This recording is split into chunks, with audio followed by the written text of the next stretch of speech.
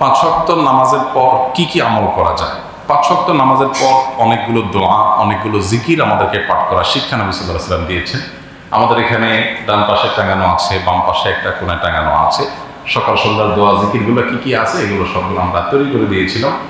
আর এগুলোই ছোট একটা কার্ডে রেডি করা আছে, পকেট কার্ড ভাঁজ করে মানিব্যাগের মধ্যে রেখে দেওয়া যাবে। এটা দেখে দেখে আপনি সকাল সন্ধ্যা শুধু না, পাঁচ ওয়াক্ত নামাজের পরে আপনি আপনার দোয়া জিকিরগুলো পড়তে পারবেন।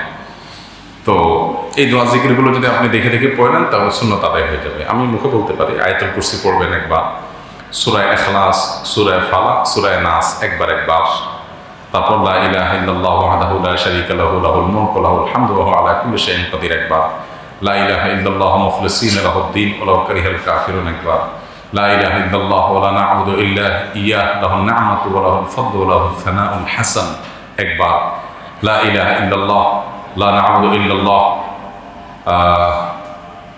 লা ইলাহা ইল্লাল্লাহু মুখলিসিনা লাহুদ-দ্বীন ওয়া লাউ কারিহাল কাফিরুন এটা একবার। তারপর আল্লাহুম্মা লা মানি'a লিমা আ'তাইতা ওয়া লা মু'তিয়া লিমা মানা'ত, আল্লাহুম্মা আ'ইন্নি আলা যিকরিকা ওয়া শুকরিকা ওয়া হুসনি ইবাদাতিক এটা একবার। 33 বার সুবহানাল্লাহ, 33 বার আলহামদুলিল্লাহ, 34 বার আল্লাহু আকবার। এরকম আরো বিভিন্ন আমলের কথা হাদিসে বর্ণিত হয়েছে। এগুলো সব পাঁচ ওয়াক্ত নামাজের পর নবী সাল্লাল্লাহু আলাইহি ওয়াসাল্লাম নিয়মিত পাঠ করতেন। এর বাইরে তিরমিজির একটা হাদিস আছে, নবী সাল্লাল্লাহু আলাইহি ওয়াসাল্লাম বলেছেন দুইটা সময় বান্দার দোয়া আল্লাহ ফেরত দেন না। একটা হলো ভোর রাতে, আর একটা হলো দুবুরা কুল্লি সালাহ, প্রত্যেক নামাজের পরে।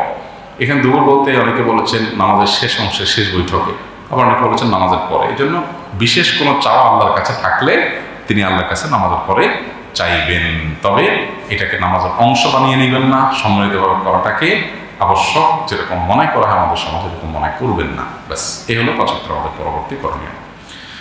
বাংলাদেশের প্রত্যেক জাতীয় দৈনিক পত্রিকা বা খবরের কাগজের সপ্তাহে একদিন ইসলামিক আলোচনা করা হয়।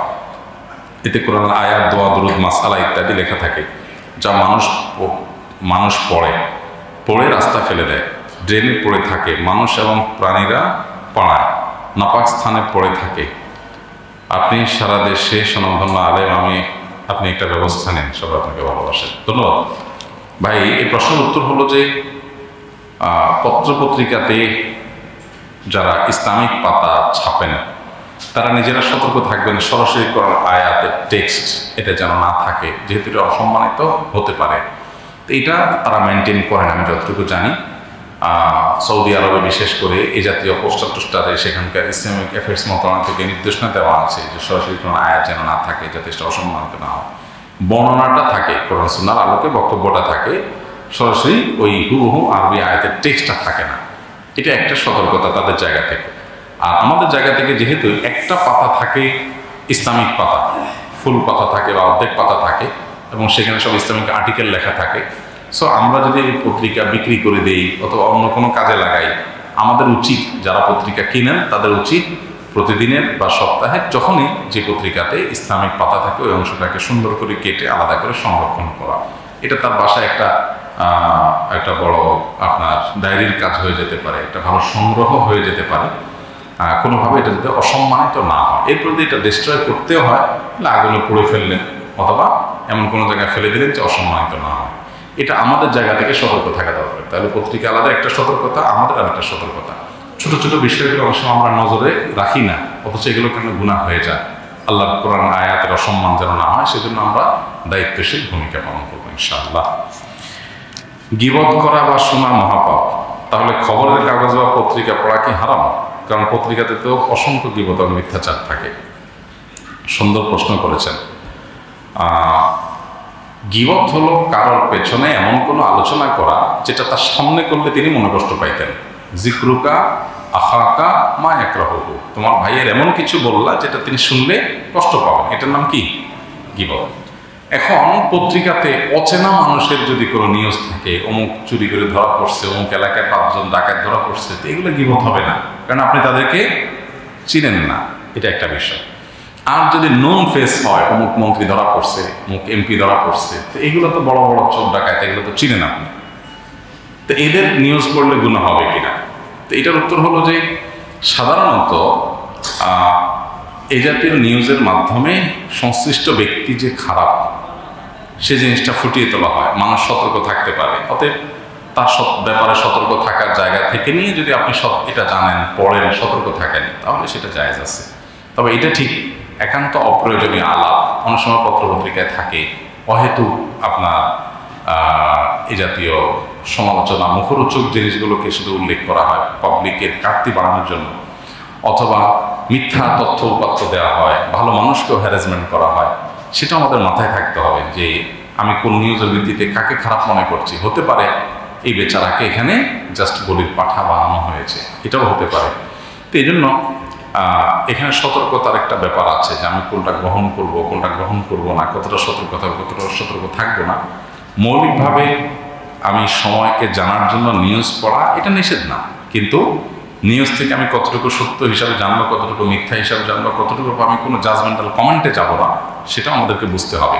পত্রিকা পাইলাম আর ওহি মনে করে নিলাম, এর কোনো কারণ নাই। কারণ বহু ভালো মানুষকে কালপ্রিট দেখানো হয়, আবার অনেক কালপ্রিটে হিরো বানানো হয়। সেটা আমরা সবাই কম বেশি নেই, সেটা মাথায় রাখতে হবে। অর্থাৎ এর উপর ভিত্তি করে চূড়ান্ত ধারণা করে কাউকে ভালো মন্দ করার আগে আমাদেরকে ভাবতে হবে। ইমানদারকে আল্লাহ বলেছেন, ওয়ালা তাখফু মা লাইসা লাকা বিহি ইলম, যে বিষয়ে তুমি চূড়ান্তভাবে কিছু জানো না, সে বিষয়ে কোনো অবস্থান গ্রহণ করা, কোনো সিদ্ধান্ত নেওয়া, এটা তুমি করতে যাবে না। সো আমাদেরকে সে বিষয়টা খুব সতর্ক থাকতে হবে। শুধু পত্রিকায় কেন, ফেসবুক, সোশ্যাল মিডিয়াতে একই কাজ হয়। প্রচুর পরিমাণ ভুলভাল তথ্য আসে, প্রপাগান্ডা আসে, মিথ্যা কথা আসে। এগুলো ভালো মন্দ পরখ করার মতো সক্ষমতা না থাকলে আমরা কোনো ডিসিশনে যাব না, কাউকে খারাপ ভালো বলতে যাব না। আল্লাহ আমাদের তৌফিক দান করুন। আমি একজন মুসলিম পরিবারের সন্তান। যে কোনো কারণে গ্রাম থেকে শহরে আসার পর আমি সেলুনের কাজ শিখে ফেলি। এখন শুনতেছি সেলুনে দাড়ি কাটার কাজ করা হারাম, এটা কতটুকু সত্য? আর যদি হারাম হয়েও থাকে, সুদ, ঘুষ, জেনা, ব্যভিচার ইত্যাদি বড় বড় কবিরা গুনাহের মতো হারাম কিনা? তাছাড়া আমি যদি ইসলামের বাকি সব বিধিবিধান মেনে চলি, একমাত্র এই বিধানটা অমান্য করি, আল্লাহর রহমতে আশা করি ইনশাআল্লাহ আমি মাফ করে দিবেন কি, তিনি মাফ করে দিবেন কিনা, বিস্তারিত জানাবেন। প্রথম কথা হলো যে ভাই, আপনার এই যে শরীয়তকে জানার আগ্রহ, দিনকে জানার আগ্রহ, এটাকে অ্যাপ্রিসিয়েট করি। মুসলমান এরকমই হওয়া উচিত। মুসলমানের জীবনে এমন কোনো অংশ নাই, এমন কোনো দিক নাই যেটাতে আসলে কোরআন হাদিসের বাইরে তার চলার সুযোগ আছে। ইন্না সলাতি ওয়া নুসুকি ওয়া মাহইয়ায়া ওয়া মামাতি লিল্লাহি রাব্বিল আলামিন, আমার জীবন মরণ সবকিছু আল্লাহর উদ্দেশ্যে উৎসর্গ করতে হবে, কোরবান করতে হবে, তাওই আমি মুসলমান। মুসলমান মানেই আত্মসমর্পণ করা। এটা কথার কথা না, সিরিয়াস ইস্যু। অতএব প্রত্যেক ইস্যুতে আমাদেরকে কোরআন হাদিসের ছাঁচে দেখতে হবে সেটি হালাল নাকি হারাম। তো প্রশ্নের উত্তরে সরাসরি যদি চলে আসে, এবার আপনি যেহেতু সেলুনে কাজ করতে গেলে কারো দাড়ি শেভ করতে হয়, আর শরীয়তে দাড়ি শেভ করা যায় না, হারাম। অতএব এই হারাম কাজে সহযোগিতা করাটা হারাম, এটা আপনি সঠিক শুনেছেন। তবে সুদ, ঘুষ, জেনা, ব্যভিচার এগুলোর যে হারামের ভয়াবহতা বা মাত্রা, এটা সেই লেভেলের হারাম না। হারামের মধ্যে মাত্রা আছে, সব হারাম এক পর্যায়ে না, এগুলো তার চাইতে লঘু হারাম, কিন্তু এগুলোও হারাম, এটাও হারাম। যেহেতু একটা ওয়াজিব তরফ হয়, সেজন্য এটাও নিষেধ কাজ। এর ফলে আপনার সকল উপার্জন হারাম হয়ে যাবে না। আপনি চুল কাটছেন, অন্যান্য কাজ করছেন, সেগুলো হারাম না, এটুকু উপার্জন আপনার জায়েজ হবে না। এটার জন্য সবচেয়ে ভালো হয় সৎ সাহস করা। আল্লাহ যাকে হেদায়েতের বুঝ দিয়েছেন, তিনি যদি বলেন যে আমি দায় শেভ করবো না আমার সেলুনে, সরি আমি এটা করবো না, অন্য সব সার্ভিস আমি দেবো, করতে পারেন তিনি। আমি ব্যক্তিগতভাবে এরকম সেলুনের কথা জানি, একটা লোককে আমি চিনি যে সে তার সেলুনের বাইরে কাগজ টাঙায় দিয়েছে যে আমি দায় শেভ করি না। বাড্ডার দিকে তার দোকান, আলহামদুলিল্লাহ, সে না খেয়ে মরে যায় না। সৎ সাহস করতে হয়, হিম্মত করতে হয়, তখন দেখা যাবে সব নেককার মানুষগুলো ওখানে চুল কাটতে গেছে, সেটা দিয়ে আপনার আল্লাহ তাআলা রিজিক ব্যবস্থা করবেন ইনশাআল্লাহ। এই সৎ সাহস থাকা দরকার। বাকি কথা হলো যে এর কারণে আপনি অন্যান্য যে গুনাহ ভালো কাজ করছেন সেগুলো হারাম হয়ে যাবে না। আপনার জন্য বিকল্প হলো প্রথমত ওই যে সৎ সাহস করা যে আমি হারাম কাজটা করবো না। আর আরেকটা বিকল্প হতে পারে যে অন্য ধর্মাবলম্বী কেউ যার হালাল হারাম নাই সে করলো, আপনি করলেন না, কিন্তু এটার চাইতে বেটার হলো প্রথম অপশনে চলে যাওয়া। কারণ দ্বিতীয়টাতে আপনার দোকানে হচ্ছে, আপনি অ্যারেঞ্জমেন্ট রাখছেন, কিছু দায় আপনার উপরে আসে, সরাসরি আপনি করলেন না যদিও।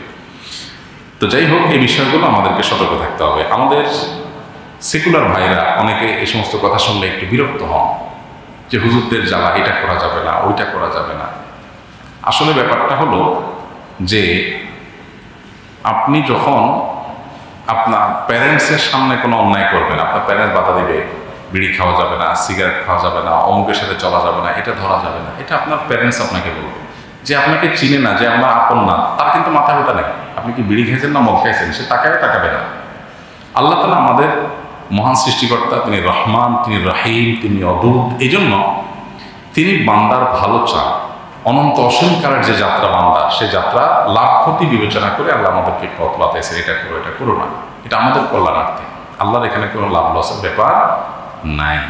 যে বিশ্বাস করে অনন্তকাল আছে, পরকাল আছে, সে অবশ্যই এগুলো তার কাছে গুরুত্বপূর্ণ। আর যারা বিশ্বাস নাই তার কাছে এটা গুরুত্বপূর্ণ না। তার কাছে হলো খায়রা দুনিয়া থেকে যেতে পারলাম কিনা, খায়রা যেতে পারলাম না তো স্যাড ব্যাড, আর খাইতে পারছি তো মোটামুটি কৃতজ্ঞ। আর ইমানদার হলো খাইলাম বা না খাইলাম ইস্যু না, আমি আল্লাহর আদেশে চলতে পারলাম কিনা এটা হলো ইস্যু। কারণ আসল জীবন আমার পড়ে আছে, সেটাই হলো মূল। সেখানে আমার সব ঠিক থাকছে কিনা সেটা হলো আমার আসল বিষয়। আল্লাহ তাআলা আমাদের সবাইকে প্রকৃত মুসলমান হওয়ার তৌফিক দান করুন। জাযাকুমুল্লাহু খাইরান। আসসালামু আলাইকুম।